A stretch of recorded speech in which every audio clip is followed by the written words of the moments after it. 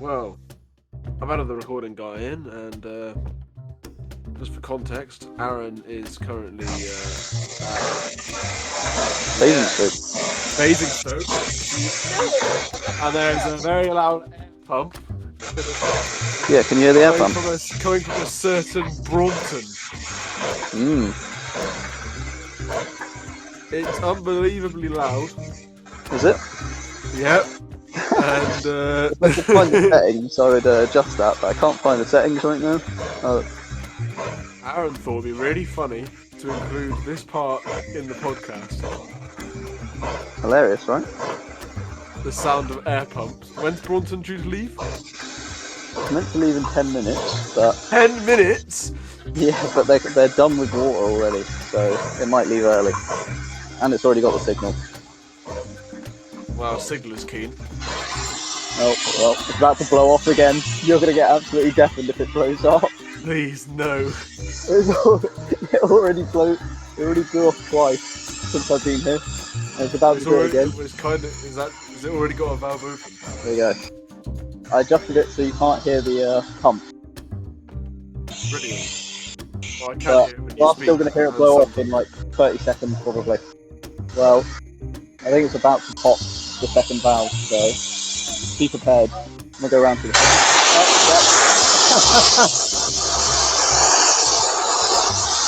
What's the next valve? How's that? Oh yeah, really quiet.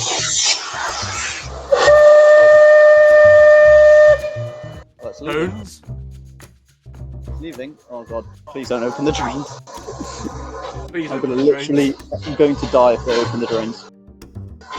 Okay, they haven't opened the drains. There goes Hellfire.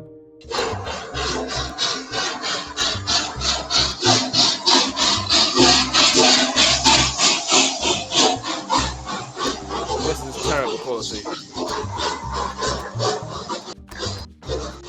I'm really curious to see how this comes through.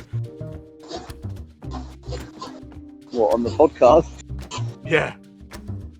So am I. I think it'll be funny. Hello. This is awkward now because I'm in front of someone I've not done it in front of before. But hello, and welcome to the Wrong Road Podcast, episode 4. I think we're on now. We had one and a half. I think it's 4. 2, 3, 4. All right, episode 4. So Aaron had actually put episode 3 on the sheet just to make things confusing. But it is episode 4. Welcome. I'm George, and I'm not alone this time. But there is only one other person here at the moment. We're with someone who hasn't been on the podcast before, and that is Tom. Hi, Tom. Hello. Tom is a friend of mine, and he is a volunteer along on the same railway as me, the West Somerset. He primarily deals with the model railway at the moment, but is training to be a second man.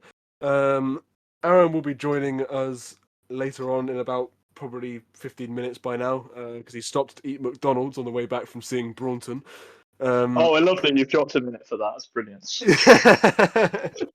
I'm dropping him in for it because he said he was going to be here like 24 minutes ago, and he's not. So Full we started shame. without him. Full shame. He literally he left the call when he left Basingstoke at like 8:30. It's been nearly an hour. Sorry, I've exposed when we're recording. Nearly an hour to get back from Basingstoke to where he lives, which, by the way, guys, is not very far.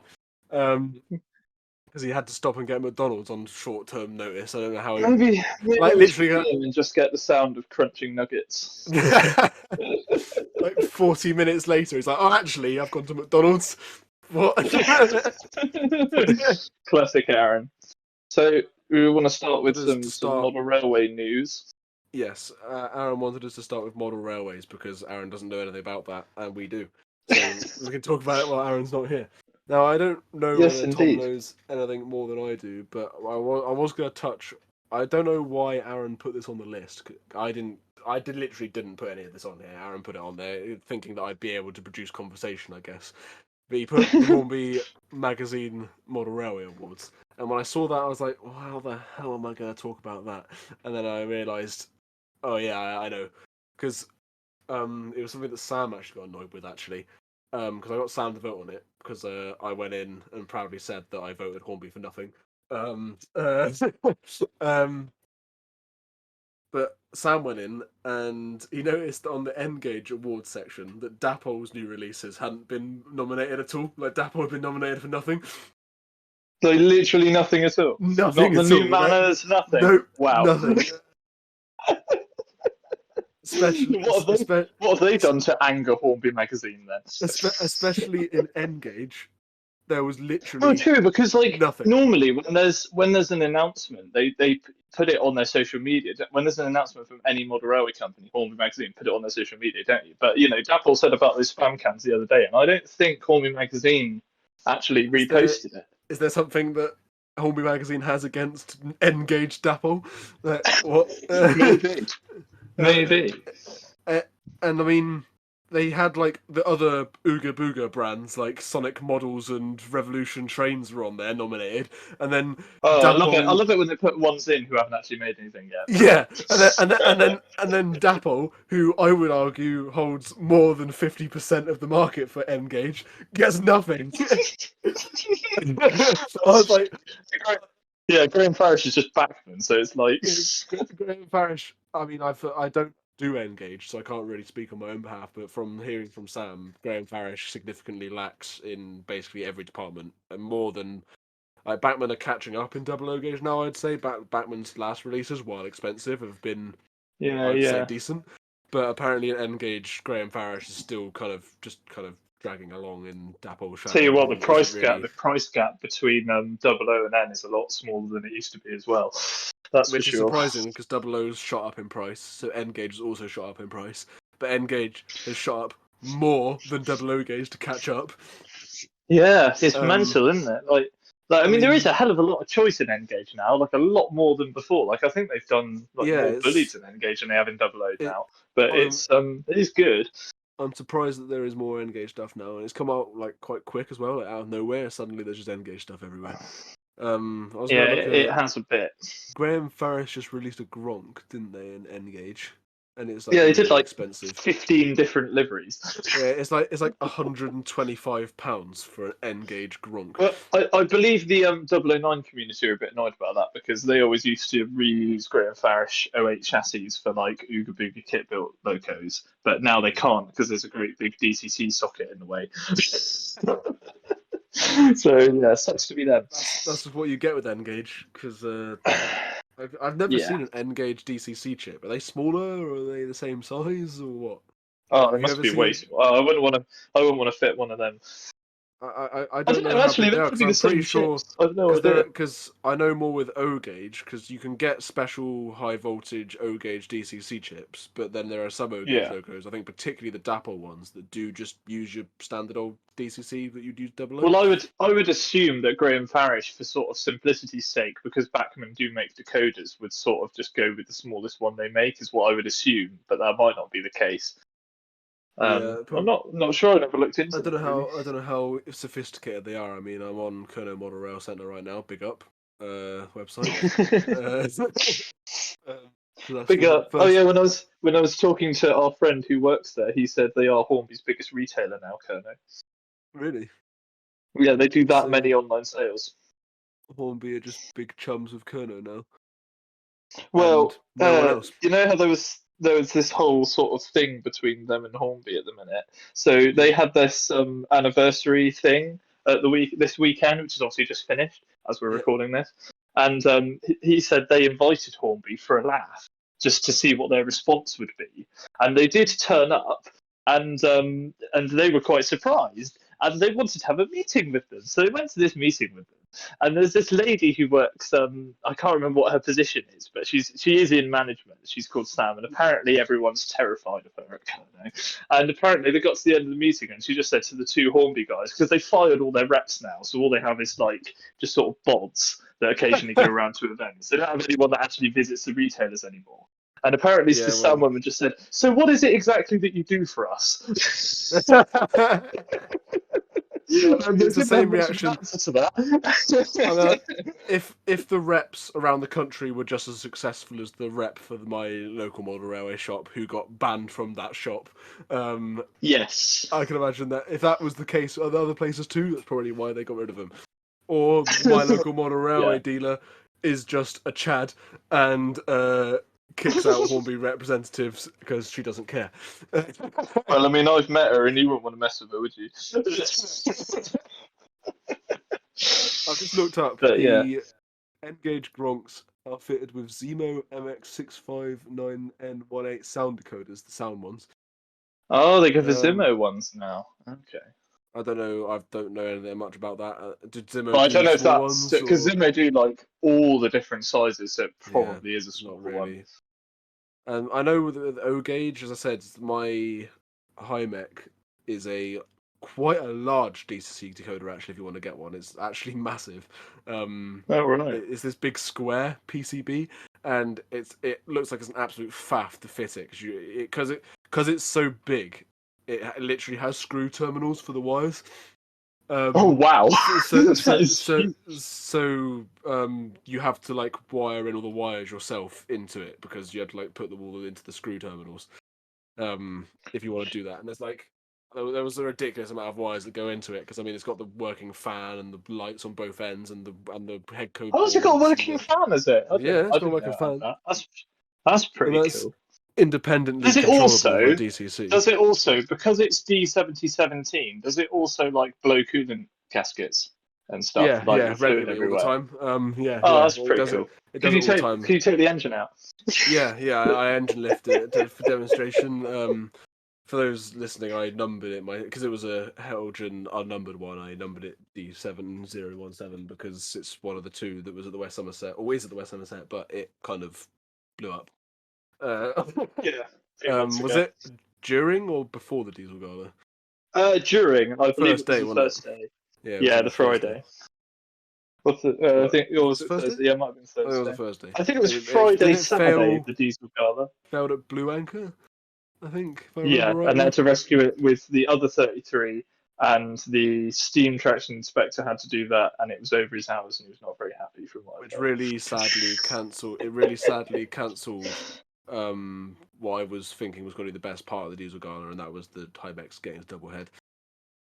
Yeah, although because we kind went of on that unfortunate. train, which was supposed to be both of them, but all they really did was they got the dining set out and then just plonked 18 on the front. And I sort of thought, well, if it had been double headed and they were only going to put it on this set, it wouldn't have been very good. So I don't know if it It's was 5 supposed to be a coaches. longer set.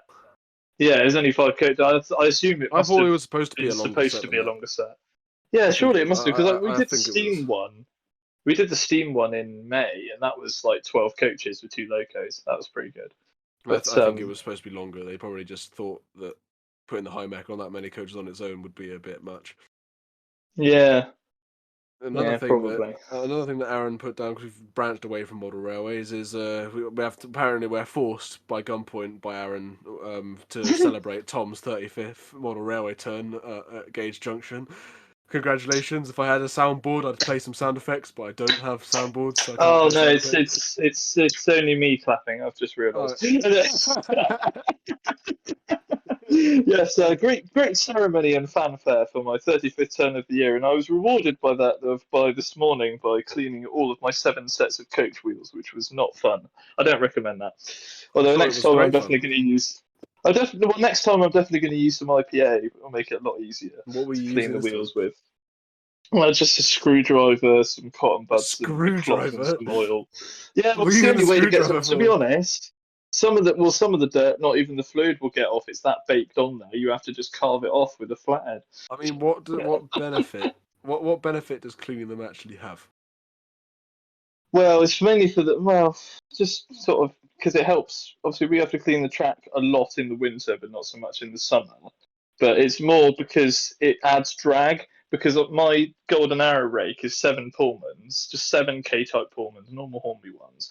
Matt's got 10 of them. Other guy, the chap I run the model railway with, and that his set of 10 is lighter than my set of 7 because my set of 7's done so many miles compared to his. So hopefully they're a bit lighter now. I've cleaned all the crud. And then I have my temperamental teak set that I still don't really get.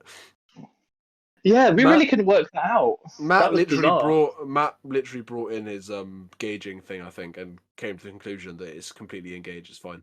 Like, I don't understand what the problem is. It's not out of gauge. I cleaned the wheels. it just and derails and is he's really heavy. literally got like a full set of those, and his are fine. He's never had a problem. I don't get it. Were So an absolute nightmare. if someone happens to be listening and you have had similar problems with Hornby teak coaches where they derail and are just generally really The heavy nice ones, not the cheap ones. The premium nice ones that should be nice, Yeah. but they don't run properly. Please, please get in touch at wrongrowpodcast@gmail.com. Get that plug in there. Please get in touch at ihatehornby.help. Oh no, that's the wrong one.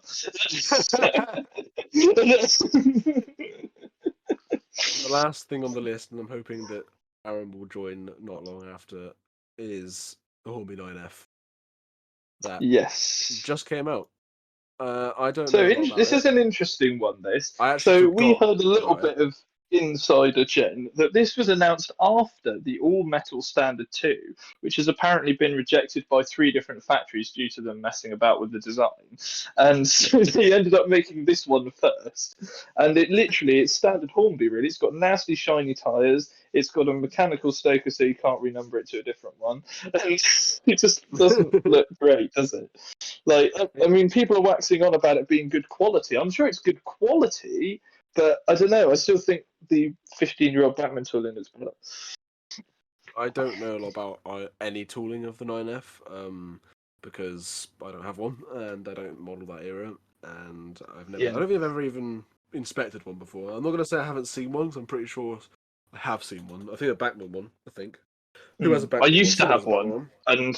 used to have one, and I ended up selling that one just because it didn't fit with what I had anymore. I've got the mid-Hans one on order.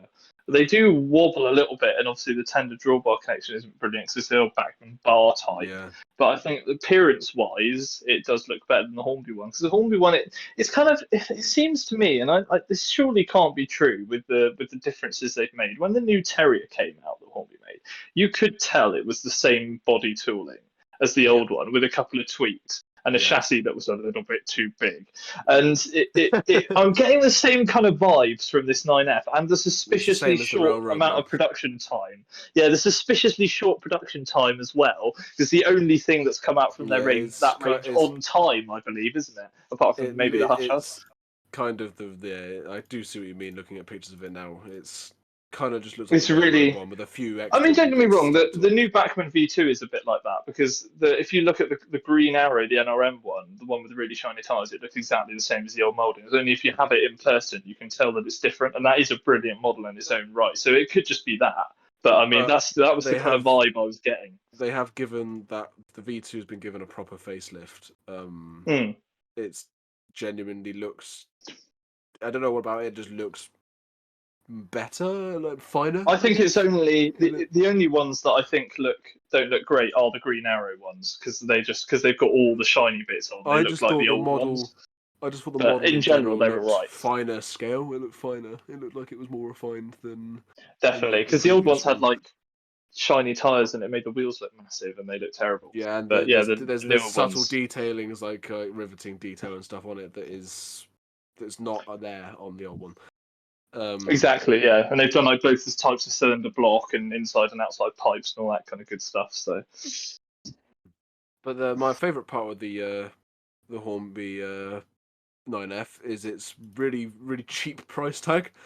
I mean, when I'm looking in the market for a 00 gauge 9F, I think, man, if only they were 250 quid. I'd be buying them straight away. I looked at Hornby's website, and for the low price of £252.99, what a steal! I was like, what? Absolute bargain. For those of you listening that are on social media, if any of you are aware of the popular group British Railways Beaching posting on Facebook, you may have seen a certain meme by a certain Mr. Legg showcasing Hornby's target audience. Yeah. Man, I've just got so much money. I wonder who made that meme. Yeah, I have no idea. Some anonymous individual with a passion for hating on Hornby. That's the problem. I get myself stuck in a hard position because I can't deny Hornby entirely because otherwise I miss out on a large portion of the 00 gauge market. But I do hate on their methods because I That is but at fair. this point, Hornby's just using their power in the market to their advantage. They know that people like me, or people like you, or everyone, even models in double O gauge, they can't escape Hornby. Not yet. Yeah, literally, not yet. Nearly, but not yet. Like, it annoys me that the new merchant is Hornby, because it's the only Hornby model I've bought in the last 2 years is the new merchant. Yeah, and I buy Hornby models because Hornby are often the only ones that make it, and if they aren't, someone else made it, but it's a way older one or something. I don't know. It's just Hornby make certain things, but other companies are catching up, and Hornby need to open their eyes and realize it. There are new companies that have started in the last few years. There are other companies that have already existed, like Backman, that are just gonna rob the market dry from Hornby. Yeah, exactly. I don't know Another how thing long with it's gonna Hornby is take. that, they can't afford to pay the factories for the orders half the time, can they? We heard a few weeks ago. Like, that's what's causing half the supply issues, and the reason everything seems to be limited numbers, even if it's a normal run. And that's why you see like Royal Mails going for stupid money on eBay and stuff, isn't it? Because they just couldn't afford the factory. Yeah, but what pisses me off is the fact that Hornby will make 500 of something, could be like, yeah, it's a normal run, but then they'll make the purple Tor Valley for limited edition, and it'll be 1,500 of them, and it's like, well, why are you making more than a normal run for a limited edition run?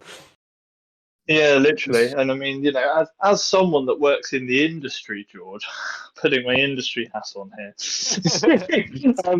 I can say that because I work for another model rally company, and there is only a tiny bit of Hornby slagging off that goes on, because they tend to more slag Hattons off because they're more of a wholesale retail. I mean, I don't have anything bad to say about Hattons myself, but we do. The only sort of slagging off we get from Hornby is because we make track and they do, so they are a direct competitor. But then, I mean, their track's all 30 years old and awful and falls apart after 4 or 5 years, and ours doesn't. But I mean, we had to put our prices up, I think, 10% this year, only because costs have gone up. Like, not just because we're greedy or because we're in debt. Like, Hornby track is not good. Like, to cut costs on my model railway, I did use some Hornby track that I had left over for one part of it, so I didn't have to use the Pico track, and a couple of Hornby points as well. Literally only 2. And that is the worst running part on my layout. Yeah, sounds about right. I mean, do you remember my old loop layout? That was all Hornby track, and if you ballast it and it gets warm, it just all falls apart. Perfect. It's a great feature, that. In the time that we've been talking, in the last kind of 3 minutes, Aaron has just kindly joined us after finishing his McDonald's. How was your McDonald's, Aaron? Oh, it was great. Thanks. What did you order? Chicken Legend. Oh my lords! Yeah, it's pretty good. Was it a divine Chicken Legend? Oh, it was beautiful. What was more thrashy, the Chicken Legend or Braunton? Oh, that is a hard decision. The bullied thrash was good, but the food thrash was, I needed it. So yeah. Well, you didn't need the bullied thrash. You didn't need that. Yeah, you didn't need that. It's a good point. I did kind of need that. If you didn't have bullied thrash in your life, you'd die, surely. I mean, yeah, for sure. Exactly. You've joined us at a good time. We are just kind of wrapped up on the points that I wanted to make for model railways. I don't think there's anything else that we can talk about. I can't really slag off Hornby much more than I already have. We've just been slagging off Hornby for the last 20 minutes. I'm not surprised. I was going to join and just be like, I love the Hornby 9F.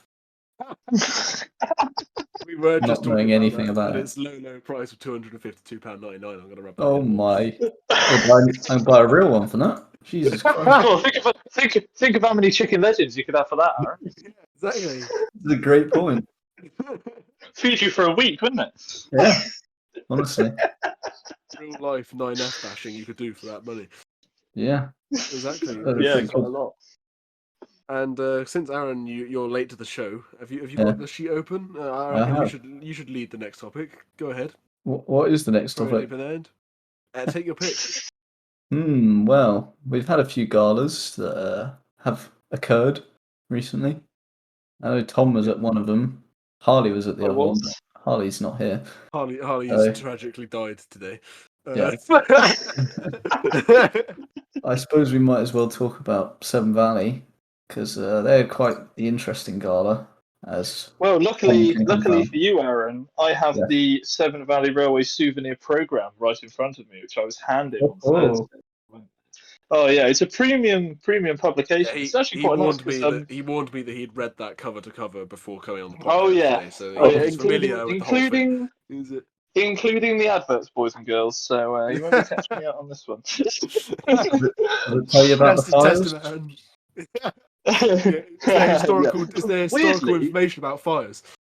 there isn't any fire warning information in here. I can't see any, or no fire risk warning. It's a bit You think, strange. I thought you that think would they have would been have in there. learned from last time? Because I saw plenty, but you know. How can you have the lights of Hagley Hall at your gala and not put fire warnings in the program?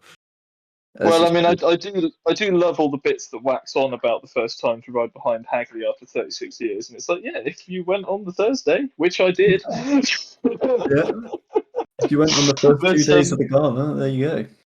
yeah, exactly. No, on all seriousness though, I got this. I was given, so I started from my day from Bewdley, which rather than Kidderminster, which was very nice. I decided to because it's a nicer station, and Kidderminster, the station at Kidderminster is lovely, but Kidderminster itself is a bit of a dump. So I thought, why not change it up Yeah. and go from Bewdley? And a much nicer station. Parking's a bit more expensive, but I didn't mind. And yeah, you get given the souvenir programs now because in years gone by, you used to have to pay extra for them, or you used to have to pay for a better one that included the timetable. You know, we can all remember the days of galas when you had to pay extra for the timetable in advance and all that, and you couldn't really plan your day properly. The souvenir But yeah, program, just a complete it's very tangent. nice. The souvenir program at the Great Dorset Steam Fair was £12. Really, Jesus. That's like half the Just because ticket you price, is it not? yeah, just because you reminded me that. I don't think I mentioned it before, but you just mentioned souvenir program. That reminded me that. Oh, sorry. No, Continue. that's fine. But what's nice about this is they were sponsored by Trackside, that new railway preservation magazine, Yes. which is lovely, but I don't really see the point in it because it doesn't do anything that Steam magazine doesn't do, Steam Railway doesn't do. But I think they must have published it, which is why it looks all nice and jazzy. And you know, you get a nice, you also get the timetable, a nice run through of all the engines. But it was a lovely gala.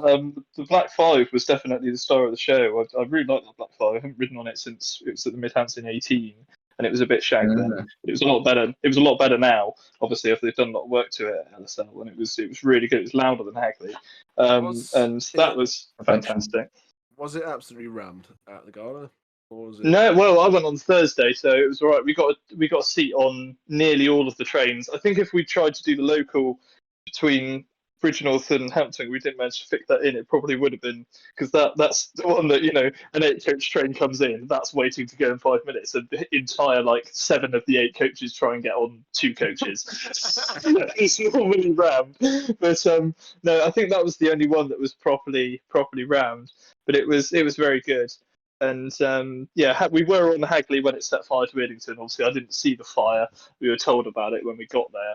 I don't know why it's setting fire to everything, but apart from that, it was brilliant. And what I really love about the Valley is, yeah, literally. And what I really love about the Valley is it wasn't until about 3:30 that we ended up on a Mark 1 coach, because they've got so many lovely pre-BR coaches that actually have legroom, unlike Mark 1. I did love that when we went, even though it was rammed. I still loved seeing the coaches. Yeah, I love seeing it from what the fuck do you call it? The join between the coaches. Oh right, yeah, they pinch you. Yes, the corridor connection. The corridor connection. Yes, we literally couldn't move from a corridor connection, Tom, when we went behind. But we literally couldn't move from a corridor connection. We were rammed in the corridor connection, and then a member of staff has the nerve to tell us we can't stand there because we'll get pinched. And it's like, where do you want us to go? Do you want to just phase through the wall? It's like... Yeah, I think one of the funniest things to do the corridor connections I ever saw, I think it was the spring 2019 gala when I went years ago with Matt, and we were on the Western set, and it was like we idiots, and we went on the Saturday, so it was rammed, and they had a trolley service on the Great Western set, which is mostly corridor, and like they had to have 2 blokes to lift it into every coach because the corridor because it's all different coaches in that set and they're all different heights, and I thought that's very ambitious. Especially with the size of some of the enthusiasts you get these days. I'd love to see them try and get one of those trolleys down in the gala that we went to. That'd be great. Yeah, I think that must have been the only time they ever tried it. I haven't seen it since. It was a bit ridiculous. Yeah. How was something I was going to ask, because I asked it before we started recording, and then I stopped myself because we could talk about it in the podcast. Did 9351 do us proud, Tom? Oh yeah, of course she did. Yeah, she was lovely. We did it from Bridgnorth to Highley, I think, and yeah, I mean I've had loads of rides on that engine, and it's always been a good one. I don't think it's failed in its current ticket at all. It was really, yeah, it was great. It was nice to see a Mogul back in the valley. There was a moment where they buffered it up with the 73 at Kiddie and it looked quite nice. And you can tell that it's got the smaller number 2 boiler, but they are quite similar. And yeah, she did great. I mean, it's the first time one of our engines has been there since, 88 went there in 2018, but I don't know if we can class that as our engine. And obviously Rav was there. It used to be our engine. And then I think last time a proper WSR owned engine went there was 2014 with Odney. And because 9351's been to the valley before, hasn't it? Yeah, about 12 years ago. And I don't think it's ever visited anywhere else, if I'm right. No, and it's like the most, when it pulled the Teaks, it was like the most interesting set of coaches it's ever been on. Not matching, but interesting. A Great Western Mogul that wasn't originally a Mogul pulling Teaks. Yeah. Yes. You can't get more random than that. No, not really. I mean, that's authentic. Well, exactly. Their Stania Mogul's not that far off, and that's going to be an LMS livery, so you'll like that, George, and that'll match the LMS. It's never been an LMS, I think, in preservation. Not the early livery with the lining, so that should be really nice. Nice. I'd like to see that. For the record, I'm not necessarily an LMS stan. My red's my favourite colour, so LMS livery is LMS Crimson Lake is like probably the most. Whoa. No, it's not. It's not Crimson Lake, mate. It's black. It's a Mogul. God, he was hoping for Crimson Lake. Bright red. Fortunately not, George. Unfortunately not. It's not an 8 so. Some freight things went in red. Yeah, like some of the crabs did, didn't they? Yeah, exactly. So no one's stopping them. So if they don't make it red, they're losers. Yeah, well. The tender's already painted. 2 favourite liveries: Crimson Lake, Malachite. I can get behind those. Best Can't BR livery, BR blue. Yeah, can't argue. Yeah, I'd go with you on that. Or if you're Matt, only BR green exists. Yeah. BR green. That's majority of rail enthusiasts. BR green's the only livery that exists. Hey. BR black, all right? Take it into consideration. Oh, I like BR black. I don't know why BR black seems to be so Marmite among enthusiasts. I think, it was all the simple mixed traffic engines. Why not just paint it black? It's simple. Everything is in BR black. Because everything's in BR black. That's the main reason. Even things that could be in like wartime black are in BR black. Yeah. It's like you could have made it. You could have made it a little bit more interesting of a black, but you made it BR black. How dare you? I think 506 is going to go BR black when 499's done. Ruined. Why would you do that? Why? So they can have one that's end of the life. They want one S15 that's end of the life and one S15 that's like fresh out of the works, which will be 499. Pay it. That's what they want. Okay. They could have had 2 pre-BR liveried S15s. And yeah, they could have. They probably will at the start. When was 506 built? Do you know? It's fucking. It's pretty sure it's over 100. Fill for me while I look it up. It's over 100. I know that much because they were talking about it the other day. Age. I don't know how old it is. I'll try and figure it out. 100th birthday in 2019. Yeah, that sounds. Was one of the first. The second batch ordered in. I think it was. Not completed until 1920. So, there you go. Yeah, so they could even paint 506 in pre-grouping livery as well. They could have both of them be LSWR. That would be better, but hey ho, they want what they want, all right. Let them do their thing. Yeah, it will. Yeah, it will look nice, but aren't they converting 499 to stovepipe chimney condition where it can only ever be Yes. in that livery and just to hack about with it? Yeah, I thought so. it's Holly green. 499's going to be in as built, straight out of the factory condition. No smoke deflectors. Holly green. Yeah. Of gonna course, look pretty good. it's a far smaller project, but people they propose returning that to original condition. Everyone's like, everyone celebrates, and GSN over here. Come on, guys. Make a fair point. Who ever heard of that? Yeah, remind me about that in like 20 years or so. And... 10 years, at least. Yeah. Come on, we're the. I'll give some GSN Gen because I'm here and I represent. The packet just came out, which is like the quarterly magazine. Channel packet. That's why it's named that. Well, they were all nicknamed the packets. I can confirm some stuff about GSN. One, which we already knew, was they're making that tool before they can to get the screw things off the bottom of the firebox before they can do the boiler inspection. We knew that already from Gen we got from our sources. But the interest, I can confirm that the treasurer said that the GSN Society is in a financially stable position. He actually went. That wasn't in the last packet. He went out of his way to say that we are in a good financial position. So that means stonks. That means it's done, going, right? That means it's done. Yeah. That means it'll be pulling the Northern Bell over Shap next year, doesn't it? Yeah, Angmir's going to be retired. But at the same time, it was established. At the same time, it was established that the axle boxes on the trailing truck are fucked. So did the treasurer then say all the new ones and we're now not in a financially stable position? Yeah, basically. Yeah, that's my little GSN segment. Perfect. I put the old Kiln Gala on the list, Aaron, because I was thinking, like, why did you not put that on there? Huh? Because I put the old Kiln Gala on the list because you didn't put it on there. I don't know why you didn't put it on there.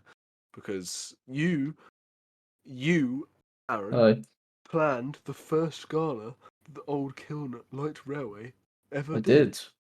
And you didn't put it on the list. It's 40th year, and I planned their first ever gala. Yeah. Pretty crazy. And I went to the said gala. Yep. How did it go? And it went in your opinion? Wow. Because it was. You mean your football player in your disabled state? Yes, I broken my toe, and I was at like my peak of my worst at that point. So I was just hobbling around all day. For the record, I can walk now. It still hurts, but I can walk properly now. But the what? You've completely lost my train of thought. But yeah, it went late. I don't know how Aaron did this, but the timetable kept like becoming late and then going back on time magically throughout the day. Why I did not? Why are you saying I did this? It's the drivers. Yeah, maybe. Yeah, your planning somehow managed to achieve making it. My planning did not change throughout the whole day. So some drivers are slower, some. I don't know. Like sometimes the train was just, the whole timetable was like 10 minutes late, and then we'd come back like half an hour later. Like, we made it all back. We're on time.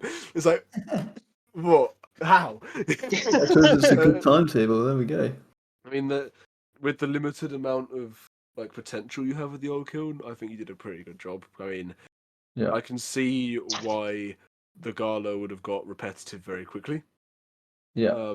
But luckily for that kind of gala, that kind of railway, when you're at a museum already, to just do like 4 round trips and pay £5 for it, ease. Pretty good. Yeah. So for a gala like yours, you're not exactly anticipating for a passenger to ride the train all day long. No, definitely not. But if that was the case, it would have been boring. But because that wasn't the case, it was fun. And I because if you want to talk repetitive, I went to the steam gala at the Trago Mills Rail, the Bicklington Steam Rail, about a month ago, and that was again just like the first gala they've ever had, or first one they've had in a long time. I can't remember what the gauge is. It's bigger than 7.25. I think it's 2 foot. I think or something. Oh, is it 2 foot? Is it? Oh wait, no. I'm thinking of a different place. It's 10 and I think it's 10 and a quarter. It was quite good, but because they had like 4 engines, but they kind of just by the time we got to the afternoon and they'd finished sort of faffing about in the morning, it was just they had 2 double headers and they just didn't swap them around for the whole day, so it got really boring. And I was like, they've got all this potential, and they're just running the same thing round over and over and over again. It's not really a gala, like so. I'm sure it was better than that. So Yeah, Aaron's premise was basically there was 3 locos. There's only 2 stations on the other end. He had the locos instead of running around when the loco got to the other end. He had a different loco, then pull it back the other way, and the locos. Were Yeah, that's what you want. That's exactly what you want. and there's a freight stabled at the bottom, which does a few trips throughout the day. So then by me and Sam just sat on the train, and we sat on the same seats, same train, and got haulage behind every single loco up the hill just by sitting there. Because that's what you want, because it's minimum pushing effort then, and it's ideal. Yeah. And then you got brakes chucked in as well. And you got freight chucked in every now and then as well, which probably is what made everything late, and then everything came back on time. No. The freight actually helped gain back time because you didn't have to load passengers. So it actually saved time. I'm pretty sure that's where we made all the time back, was the freight. So there we go. And of course, the gala was Eloise coming back into service. Yep. Our O&K loco.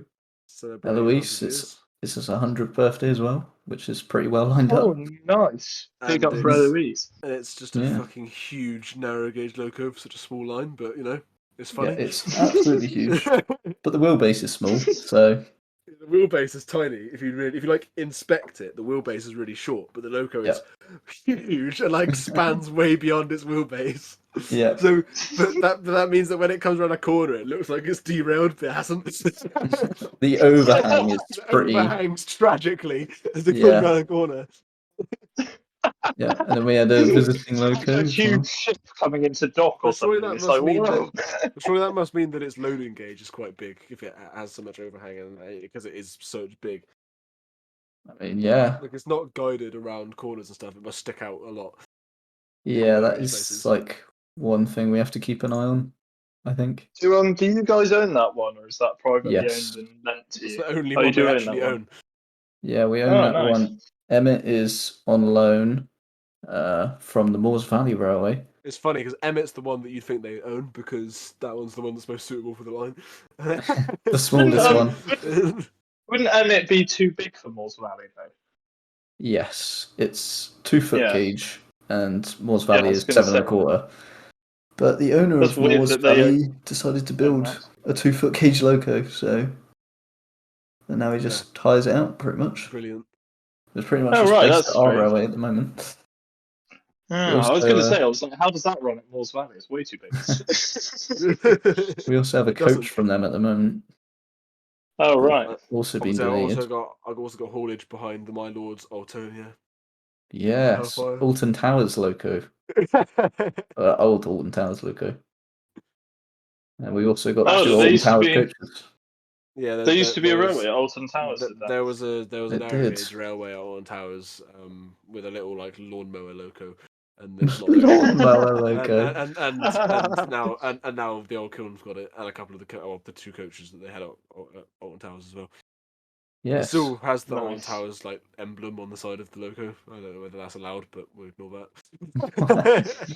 Probably an old logo. Probably a trademark. Free advertisement. Yeah. It's a diesel, but it looks like a steam engine, whatever you call that. Yeah, steam outline diesel. Yeah. Oh Lord! And it sounds like a lawnmower. If you Why has look really carefully. Why has it got such a shiny smokebox door?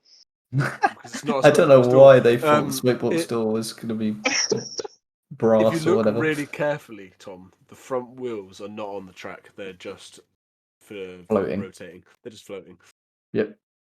So is it underneath them? Oh, it's an 040. Yeah, it's an 040. Quite bizarre. But if you look at the cab, if you look at the cab, it looks like a chorus or a Festinio loco, and then sort of you go along the boiler and you're like, what the hell is that? Yeah. If you look at it though, because the front wheels aren't actually touching, they're just floating. the connecting rod is at an angle going up to it.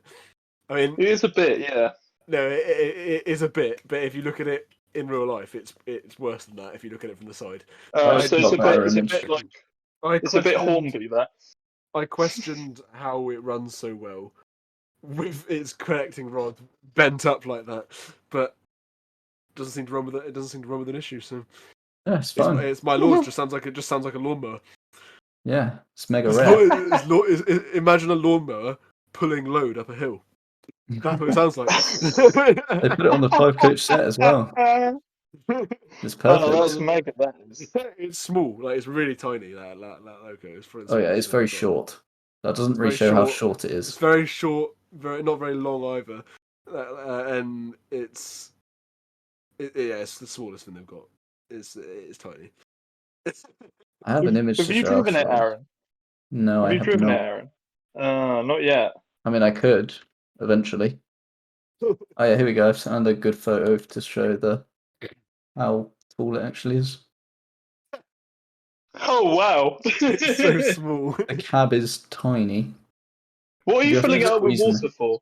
I think it was for coolant. Oh, I think that's where like the coolant tank is. Oh yes, the good old coolant tower.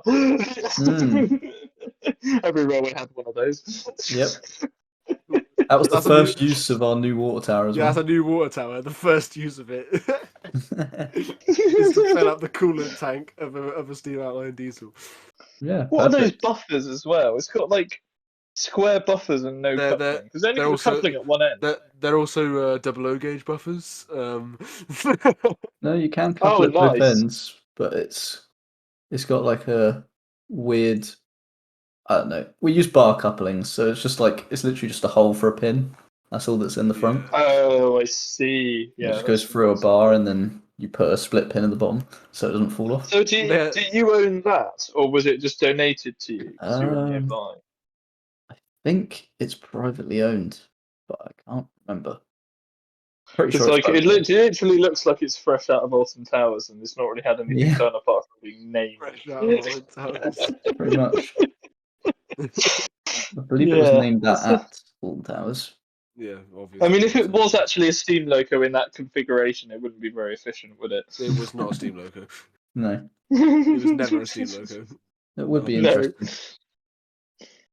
Well, let's say that one of the engines at Moores Valley is that red one that looks a bit like John's loco at PK. That's got quite a small boiler, but it's quite powerful for its size. So some of them can be quite deceiving. Yeah, that's true. Yeah, you can get some things that are really small looking, but then they're powerful. Size does not matter, is what we've learned here. It's guys. like a punch.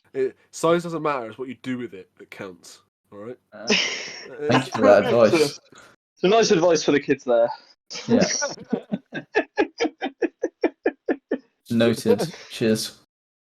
Are we gonna talk East Lancs, or is because is that just ditched? I mean, I don't really know much about it, other than they had like a million locos there. Tom said something about their wacky lineup. Yeah, well, it was. I mean, it always is at the East Lancs because they've got a stupid amount of diesels. I mean, not that they're all really good. They do have loads. Because Hawks have got quite a few. The Valley have got a lot, but East Lancs have got loads. East Lancs seem to just breed them. But I mean, we've not really had a huge amount from Harley on it, have we? We've just had some pictures. Yeah, we've had pictures of headers and stuff. That's also and the washing machine in support coach. Yeah, I love that they just run Union of South Africa support coach in their sets. So well, nothing else for it to do, I guess. Now, yeah, I guess it's better. But they could just something. They could just remove the words from it, but there you go. Still support coach as it says at the moment. I guess it's better that it gets some running time when it's not doing this stuff. I doubt it's going to do anything ever again, right? Well, yeah, speculation, but yeah. If they whack it in a siding, it'll go mouldy. So, that's true. So we'll let Harley talk about it if he comes back in a future episode, because I'm sure he'll still be willing to discuss his experience if it's not too far out of work. But that's basically all we can do at that point. Yeah. And then that goes on to our lovely mainline section of today. Yeah, there has been some mainline stuff. Aaron I mean- knows most about a couple of the things. Only thing I know about is the Duchess's firebox door tragically falling into the firebox. Yeah, let's start with that. I mean, Tom, did you hear about that? Yes. Well, I was going to go. A mate wanted me to come and see it with him at Taunton after it Right. came back up from Exeter, but I Yeah. said no because they'd put the diesel on the front. But apparently, when it got here, it was blowing off. So they'd obviously built the fire back up after they'd fished it out. Yes. Because yeah, like the Duchess has not had a good year this year. But then this week it did because clam lines failed. They didn't publicise this because they don't like to say the clam lines failed. It's one of the most reliable engines on the main line. Because clam That's lines true. have got dodgy thermic siphons, which are being repaired at South Devon at the moment. The Duchess did the Pullman's load 13 on its own, absolutely no problem at all. So I'm Good. hoping now it's sort of cleared its throat out, it's a bit better. But yeah, the baffle plate fell in the firebox somewhere between Ivy Bridge and Totnes. It got looped at Totnes for a bit.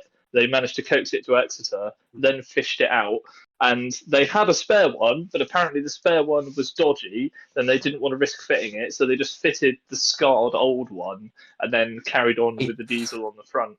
And I can tell you from experience that when you have a diesel on the front of a steam loco on a mainline rail tour, the ride quality is much worse. Because the steam loco is not air braked itself, it just air brakes the train. So when the diesel brakes, the steam loco just rams up behind it and you get out of a jolt. It's not nice. Nice. So we got a bit of a nice ride for the passengers. But it did go through platform 4 at Taunton, which is mega rare for mainline steam. So, there is that. There we go. You should have gone to see it just for that. Yeah, I should have. It's only down the road. But I want to know how they fished it out of the firebox, to be honest. I don't know how it happened someone in was the first feeling. place. Probably How got. does it just I don't know. Do you reckon they could fall have into looped the it around fire? a couple of fire irons or something? I mean, someone was feeling brave that night. Maybe, I have no idea. Use the I don't force know to how get they it out or managed that. Yeah, probably. something. Levitate it out. Yeah. That was Poor quite old the failure. Duchess. That's a very rare failure, that's for sure. But I found it funny because we got some mega rare gen, and apparently they told the signaller that they'd be 2 minutes. They're like, oh yeah, we'll Oh, 2 minutes. They're like, because the signaller had set the route for them, so they had to stop even though they had a green, and then they were like to the signaller, yeah, the baffle plate's just kind of falling in the firebox. Yeah, that's a 2-minute job. We got a spare one. We'll fit it. It'll be 2 minutes. And then the signaller was like, "Oh yeah, chill, yeah." And then like 15 minutes later, the signaller was like, I don't know how long your 2 minutes is, but it's been 15 minutes." And they were like, "Yeah, it turns out this is a bit dodgy." And then the signaller had to reclaim the route. And turns out it's not I an reckon, easy job. I reckon they made that first call from within the firebox when they were retrieving it, even though there was a full mainline fire in there. He just rang them while he was in the box, like, "Yeah, I'll just be a minute." Ow! Yeah, just put my arm in. Hold on. Just put Yeah, my I can arm feel it. in the firebox to get the baffle plate out. Hold on. Oh, brilliant. 2 minutes, all right. No idea how they thought it was only going to be 2 minutes, but oh well. Well, the other funny failure that I've seen go through there is me and Matt were at Teignmouth once not Teignmouth, Dawlish, back in 2016, about to watch Tornado come through in the last tour bay of the season, and it was typical grey day. And that was when the chime whistle got stuck open between Teignmouth and Tiverton Loop. I knew that was going to be what it was, because that's happened multiple times. It has, I'm pretty sure. and the whistle isolation valve is like next to the smoke deflector, so they couldn't turn it off till they got looped at Tiverton. And the chime whistle's never been the same since then, has it? It's sounded quite weak since then.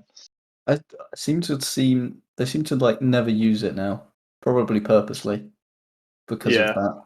They always seem to use the high pitched screechy whistle. I mean, I've been behind it on the main line a couple of times since then, and they only used it a few times, which is a shame, and it doesn't sound as good as it was. It's a proper A4 whistle off an A4 that was scrapped, apparently. But they have definitely damaged it irreparably, unfortunately. It was because I remember seeing the videos on Facebook of it going through Exeter, and everyone was like, "Wow, they really gave it some on the whistle." It wasn't intentional. A legend driver. Yeah, mad tones. Yep. And we've got a That's couple of other things to curious cover one. on the main line, but I don't really know much about them. I just know that it's happened. Tom LSL. probably knows something. Aaron, I definitely knows about it. LSL is one of the main focuses. First of all, it started with LSL deciding to do their own weekly charter service called the Friday Charter. With what are they operating it with? Well, the 87 and the Is 90. it? Okay, I was going to say 86, 87 and 90. I don't know why they're not using their 86 because they've only used it once in the last year, and it's just been sat at crew for ages. And I don't know why they haven't used it because it's like I don't know if it's because they're not. No, I think I can do 110 as well or 100, but I don't know why they haven't used it in ages. Well, they started Maybe there's their something own. wrong with it. They started their own charter service, which runs every Friday, but it pretty much is just a peak service because it just runs at peak times. And I think it's. Well, I will be going on it in about 3 weeks' time from Euston to Birmingham, so yeah, it's Euston to I will let you know Manchester what it's like. Piccadilly. But the problem with it is it's going to be like 75 quid because the entire train in Hoskins' Infinite Wisdom is first class only. Yep. The whole train is first class, so it won't be. It's about 75 quid one way. But I shall report back on the One way. experience. Oh my. Yeah, one way Well, because we're going up to Probably cheaper than Birmingham an for extra another ticket. rail tour. Yeah, it's probably still probably is about the same price, honestly. It's not bad value because even if you go one way, it's 112 miles from Euston to Birmingham, so it's not. And 75 quid is not bad value considering you're going first class on a proper train as well. It's not bad really. That proper train, I'll that report is. back. A proper train. Proper Yeah. lucky one. No, it's a good idea, I suppose. I mean, it's definitely doing well for them. But then on I'm top of surprised that, they were allowed the slot, but then they're not like an open access operator, so I suppose they can ask for whatever path they want as long as yeah, they pay for it. and they can run high speed. So there we go My lord. Yeah, exactly. with their electric stuff. It'll be pretty good. And I'm doing a vintage trains rail tour the day afterwards, so I can report back on a whole weekend of rail tours. So yeah, Interesting. Can't wait to see how late they both are. Classic rail tour style. Yeah, literally. Tom's currently bankrupt to rail tours. Yeah, don't know why he's done it to himself. Yeah, you'd never. We were on the Tangmere tour, which we hadn't spoken about that actually. We were on the Tangmere tour, and Tom was like, "Oh, I could do this, but this is money, and I've already done this tour. I have no money." And then like 2 days later, I was like, "I'm going to go on it." The thing is, I asked Matt, and obviously I got no answer from Matt, which means a no. And then I asked Tom, who's got more, who even though he's an apprentice, has more money than me. And he was like, he just sent me the money straight away, and I was like, all right, guess I'm booking it then.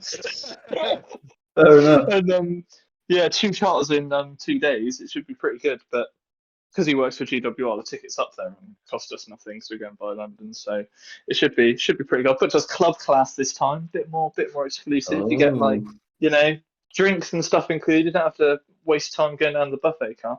It's all going to be happening in Coach E, I reckon, lads. It's all going to be happening. Can't wait to hear the stories. We should probably tell them about our rail tour, George, because we haven't spoken about that. I was literally just thinking that we went on a rail tour. Me and Tom, Aaron did not go. We went with 2 other people. Don't know if they want to be mentioned, so I'm not going to mention them. With 2 other people, Tangmere the tour was actually from Bristol to Carlisle. But yeah, it was, if you want to get up at 5:30 in the morning. Yeah, if you want to get up at 5 in the morning, and it was diesel from Bristol to Carnforth. And then Tangmere went on, and then Tangmere was on until Preston on the way back. And then we got double via the S&C. Yeah, we went back via the S&C, which is the first time I've done that. Actually, to be fair, it's the first time I've done that entire route. To be honest, I've never been on. I don't think I've ever gone that way out of Birmingham New Street before.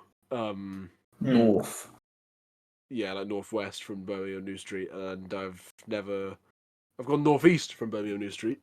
Right. But I've never gone northwest from Birmingham New Street, and then I've definitely never done the S&C. But yeah, me and Tom joined the train at Birmingham New Street. Stayed over at a lovely Travelodge in Birmingham New Street. New Street, world's biggest public toilet. I'm sure it smells like one. I actually liked Birmingham, to be fair. It's the first time I've actually gone to It wasn't Birmingham bad. I and saw gone into more of Birmingham. Birmingham on that trip than I ever have, and apart from all the roadworks, it was alright, wasn't it? Yeah, there was like an entire road that was like completely shut with that absolute construction going on in it. Oh, and that random advertising billboard that just spewed out horrendously loud music every like minute. Yeah, there was an advertisement board in the middle of like the street, and it like periodically just randomly played this music that was just unbelievably loud. We were outside Greg's getting breakfast, and it just suddenly starts going. For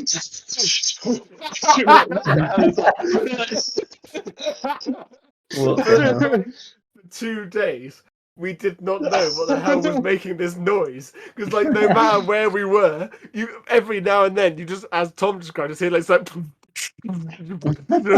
really loud, just echo through the whole of Birmingham. And then it was awful. As we were walking up to get breakfast on the morning after the rail tour, we were walking up and we went past this billboard, like the ones that just like in the middle of the street, the only little ones. And we walked past it, and then just as we walked past it, it did it. I basically shat myself because it was so loud. I turned around. I was like, "That's what's making the noise." Well, I've just had a brilliant idea. I reckon Vintage Trains should pay for one of those, and it just blast castle sounds every so often. Oh, that would be helpful. Vintage tours, book our tours now. Literally, though, just blast like a Great Western two-tone whistle. Yeah, perfect. We didn't go very far, but wherever we were in relation to our hotel, we could hear this billboard making this noise. Yeah, I tried to think anyone who lived on that street definitely did not get any sleep. It was doing it all night long. What? And when we walked past it in the morning, obviously it was only like, what time was it? Like 8 o'clock in the morning, and it like did it. Yeah, about that. Yeah. But to be honest, I mean, there was a pub around the corner that's this. I think it's quite well known in Birmingham. This Peaky Blinders themed pub. And like it was all popping off in there. It was the busiest pub on the street, but not even that could match the volume of this billboard. It was just like, Jesus Christ! about equal distance from our hotel was that billboard and that pub, and that pub was an absolute sesh going on in there, and it was quieter than that billboard from the hotel.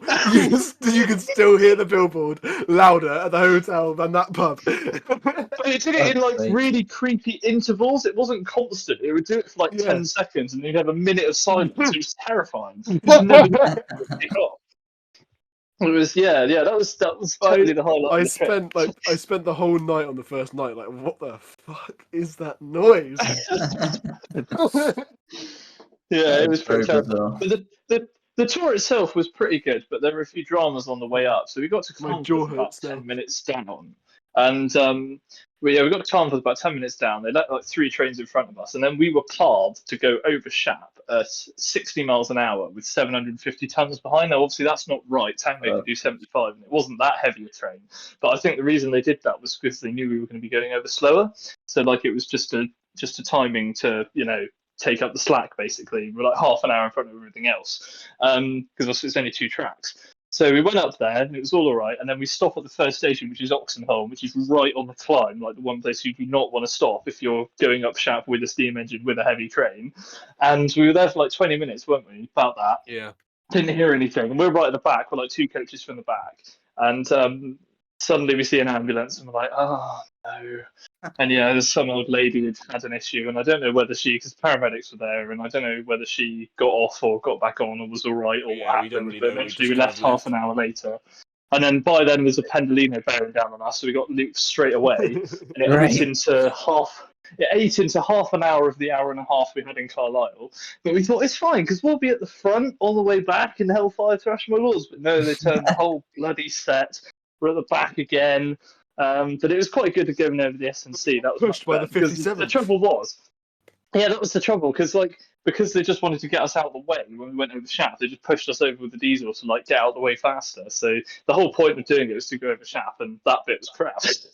Yeah, that is Because very of some old woman. unfortunate. But then 3 days later, that I don't know if it was a chap or a lady, unfortunately died on that charter that was Oh supposed to go yeah, to Swanage from Victoria. So I thought, well, it could have been worse. So yeah. luckily we didn't That got have anything completely that bad. cancelled, so they could Yeah, clean so the I thought, well, coaches. So yeah.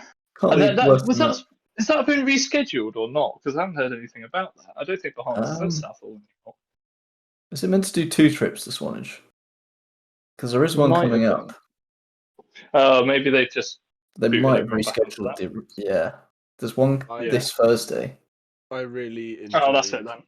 I really enjoyed the views on the S&C. That's the first time Oh, I've it was done it, beautiful, isn't and it? It was lovely. it is great. Well, at least you had that. I mean, And it was obviously, I don't really care that it wasn't the best it could have been because it was my first time doing speed in a Mark 1. oh And yes, Yeah, that was you pretty gotta love helpful. I speed in wasn't a too Mark disappointed. One. so my mind was more focused on that aspect for the whole time, Is it? basically. Did you find it loud? Because I found it very loud. Oh, it's really loud. Yeah, you It's cannot hear. loud. 57s. It's loud, but I actually liked it. Oh yeah, it's cool. We It's a also very cool we also experience. we also inadvertently bashed the entire West Coast 57 fleet because we had 2 double-headed on the way back and a different one on the way up. We were, we've done like nearly all of them. My now. God, It was, the whole fleet. it was And then 410 miles all in. It was pretty good. And then whoever signals Preston is like, I don't know if he had a reason or whether he's just like stupid. I don't know. But the 257s were like just miles down. Like you could barely see them. There was like haze occurring. They were like miles away, down like waiting in this siding to come onto our set, and there was nothing. There was no services, no trains coming through. Nothing. It was just quiet. And I was sat there, and we were like, well, they could just bring them over now because there's nothing coming. They won't hold anything up. And then they waited like that for like 20 minutes, maybe even more. Plenty of time to bring the 57s back onto the set. But no. And then just as like millions of trains start turning up, they're like, now we'll move the 57s. They literally held a train up to move the 37s in the end, the 57s in the end. And I was like, what? Interesting. Yeah, we were sat there for ages. I don't know why that happened, but it's all a bit weird. Maybe And then we had on the way back, we got looped at Stafford for half an hour, which was a hard stop. And then when we left, like a couple of minutes later, we got up to line speed, and then we just stopped at a green signal randomly, and then for 5 minutes, and then started going again. A really sharp stop as well. Like it was like a really like. It wasn't the last part of the stop was really rough, and then we like looked out. It was just a green signal. We're like, why have we like slammed the brakes onto a green signal? Well, because I was wondering if it was like he'd let his foot off the DSD pedal or something, but then he wouldn't have stopped right in front perfectly of a signal, would he? There's probably something to do with the signal, I would guess. Yeah, really strange that. But yeah, it was a pretty good day all in. The Pathfinder ones were always very good. It's the second Pathfinder one I've done. I also the staff are brilliant. Oh, did you? Yeah, I find they're very good. Their staff are always brilliant. I thought they always run a good tour. That guy on the buffet. That guy on the buffet was just trying to sell his Jeff pie the whole time. Jeff, what a legend! Big up Jeff on the Pathfinder buffet. For the whole time, he was just trying to sell his meat and potato pies that no one wanted. I think I remember that on Michael. My God. He walked down the train going like, meat and potato pies, as seen on TV. Yeah, that's another thing actually. We were sat in the buffet car, like right next to the buffet counter, and my God, if anyone's going to do a rail tour with a Mark 1 set, ask to be put in the buffet car. It's the best place to be. You get all the staff banter. You get offered the cheap food first. You might be at the back, but like, my God, it was thriving in there. It was. I got a 50p Bakewell tart. It was mega. That's the only thing Jeff managed to convince me to buy. He came up to us and was like, Bakewell tarts, only 50p, and I was like, now you're talking. Fair play. When he told us about he told us about the delay, he just sold me a cheap sausage wrap, and he was like, "It's a good job you've eaten. We'll be here a while." Clearly, you're just seeing it as a business opportunity. What a legend. Yeah. So guy. if Jeff's there, anyone else? Jeff from the Pathfinder buffet Oh, staff? we should get him on as a guest. Yeah, get him on as a Well, it's guest. funny Get you him say on as a that, guest. He's an absolute legend. because I'm pretty sure he was on the tour that we did with Pathfinder with Tornado in 2019, because he let me off the train at Exeter when we weren't supposed to get off the train at Exeter. We had to do something else, and I'm pretty sure he said he was from Warminster, so he's not that far away from us, really, is he? So I reckon we can make that happen. Yeah. Jeff, That an would be absolute funny. legend. Get him on the podcast. That would be Bit funny. more marketing for him. Imagine the stories he would have. Jeff, we'll let you advertise your meat and potato pies on the podcast. Oh, that is a good deal. That's a good deal. We need to As find seen him. on TV, boys and girls. Seen on the Wrong Road podcast. Potato pies. Yeah, I'm not sure being funny, right? Francis gets to go for free on Pathfinder tours. Why don't the hosts of the Wrong Road get to go for free on Pathfinder tours? I make a reckon good we point. should get. I reckon we probably earn it better. To be honest, we're Yeah. more quality content. We should be let on the footplate. Yeah, honest. we should have footplate ride the whole way. To be Yeah. honest. Oh yeah, easy. Honorary mainline PTS. Don't even do the course. Just get given one. Yeah, we just get Yeah. given it by default because we're just so we're that high on the Chad tier list. We just know all track safety. Yeah, it's true. I mean, Even though for my PTS at the West Somerset, you're literally taught how for mainline safety. Yeah, you are. The only thing you're not taught about is like electrification and stuff. Yeah. That's the only thing, mainline things you're not taught You're about. literally taught about mainline safety in the Heritage PTS course. yeah. Although they don't talk about stopping because obviously they say about how much distance a train will cover when doing 25 miles an hour. They don't obviously say any other speed because it's not mainline. I don't know if they do in the mainline one or not. But I mean, there's so many different speeds on the main line. There probably wouldn't be a lot of point, I guess. No. So they cover 4 foot, 6 foot, 10 foot. There's no 10 foot on the West Somerset. Yeah, that's what I thought when I saw that diagram. I was like, what if we ever had a 10 foot? Jesus. Right. Should we go on to the last bit? We detoured tragically. We'll go Thanks, to the last Pathfinder, mainline thanks, discussion. Last mainline shout out. discussion. Big up, Jeff. LSL and West Coast Railway Company being contracted by Avanti West Coast to haul extra services is what Aaron has written down. Yes. I, again, know nothing about this. Aaron.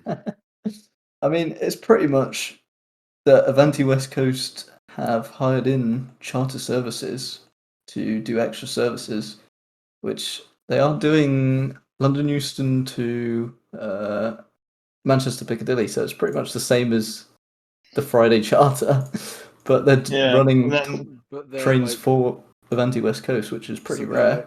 Normal train services. Yeah, so you could just I don't know how they're working, because West Coast are doing like Euston to Lancaster and Preston, aren't they? But I don't know, they don't have a DVT because it's a Mark II set. And I don't know, they've got the 286s, but I don't know how they're working it at Euston, because none of the services are top and tailed. So I don't know how the shunting's working. Are you sure? Euston. Yeah, well, all the pictures I've seen with the full set, it's not been top and tailed. I've seen photos with them top and tailed. I'm pretty sure. Maybe they take one of them off at one of the stations and it goes back or something. Yeah, maybe something weird. I was a bit confused at that. It's pretty epic though. I mean, it's also very convenient that it's worked out. It's the same stock that used to run there on that line, isn't it? Back in the heyday. It's quite nice. Cool, but one thing I learned on Facebook earlier was that apparently it says charter train service on the destination boards, even though it's a normal service, so not very many people are using them. Oh. There was a post earlier where this guy was like, one of the service. For some reason, I'm in one of the coach groups, and this guy who's really obsessed with the Riviera Trains Mark II group went through all the coaches and took a picture of every single interior and uploaded it and the numbers and all. You know what it's like. And there's not very many people on it at all. Well, I was going to say I really like the idea of that though. Charter company, the rail tour companies doing actual services. Like, I actually genuinely like the idea of that. That's like definitely. That's like a way of. It doesn't happen often, that's for sure. But I think it should happen more often because that's like a way of getting heritage onto the main line, just by standard, just Well, and then it pays Yeah. for itself a bit more, doesn't it? In a normal sort of way, rather than charging, Ponzi people dining. It's paying its way in a more, the way it used to. I know doing it like Steam would be a bit far fetched, although that would be really cool if a Steam service was like just a normal service. Like imagine if a normal service was ran by Steam again. That did happen with Tornado over the SNC. Yeah, they did it with Tornado a while ago. But that was the because SNC reopened. Yeah, it's because half of it was shut, wasn't it? So they were like, Yeah. well, we can just run this service, and it was pretty It simple. was That's quite cool. proper services. I'm happy with like Heritage Electric and Diesel stuff doing and electric and like quote unquote slightly more heritage coaching stock doing mainline service as normal service. That's really cool in my opinion. I think it should be more common. Because it'll be interesting to see what happens when that vet that the group of Bluebell volunteers is restoring at Strawberry Hill does when that's back on the main line. Because I don't know what sort of tools they're planning to run with that. Like whether it's just gonna, I don't know, just sort of bob about and do mileage tours for the BLS on lightly used third rail lines, or whether it's gonna team up with 73s and longer rates. I don't know what they've got planned for it, but that could do something like that possibly. I don't know. I'm interested what's going to happen it's only a full coach set.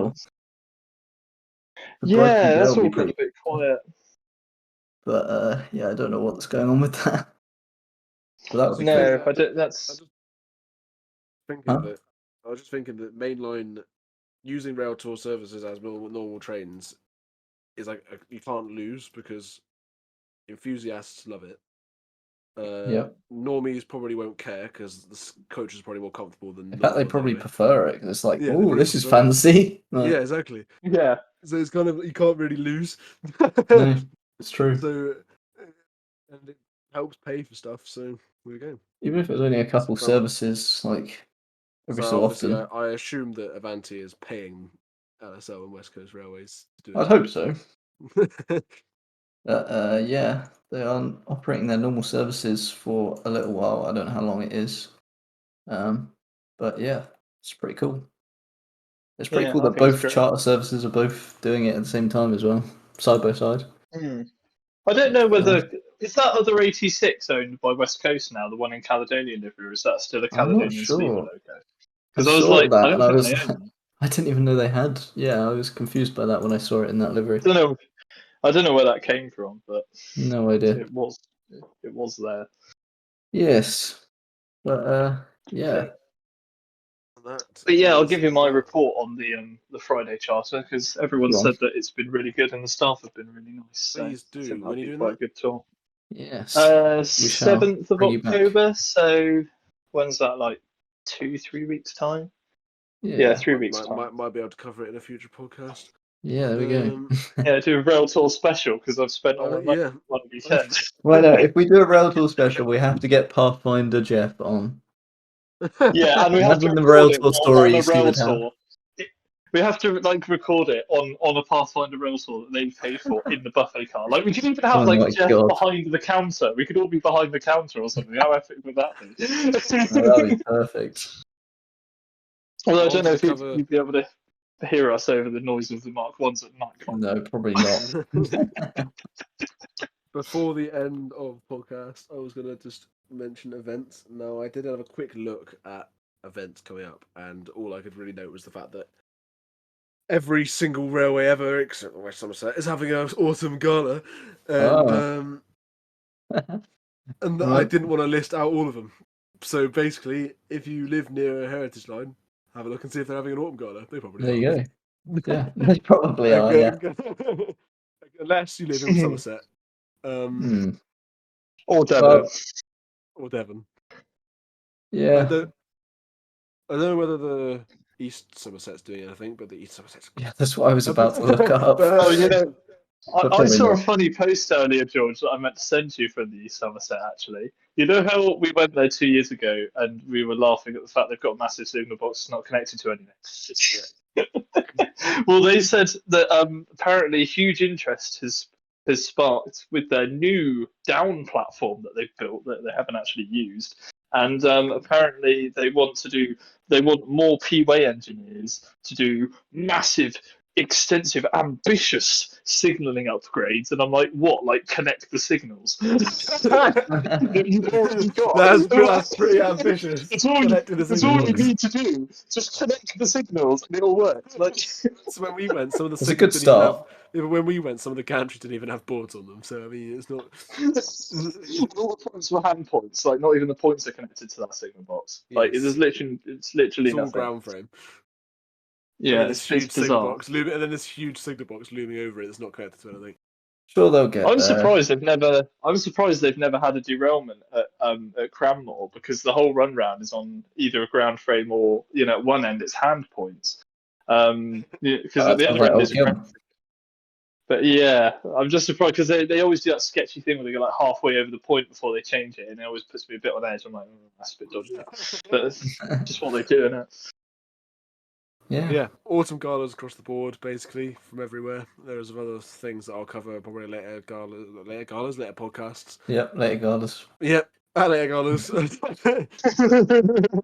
Yeah, I think we've covered everything we wanted to cover. Special. I think we've covered everything we wanted to cover today. Yes. So if you've made it this far, email us and tell us you made it this far. That's the same thing I've always said.